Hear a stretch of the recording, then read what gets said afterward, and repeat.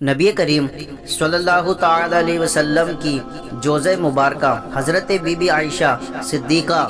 رضی اللہ تعالی عنہا نے ارشاد فرمایا کہ میرے پاس ایک عورت اپنی دو لڑکیوں کے ساتھ آئی اور مجھ سے کچھ مانگا تو میرے پاس اس نے ایک کھجور کے سوا کچھ نہیں پایا۔ میں نے وہی کھجور اس کو دے دی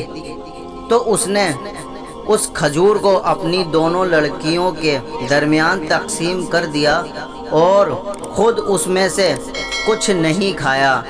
پھر وہ اٹھی اور اپنی دونوں لڑکیوں کے ساتھ باہر چلی گئی۔ پھر جب میرے پاس نبی کریم صلی اللہ تعالی علیہ وسلم تشریف لائے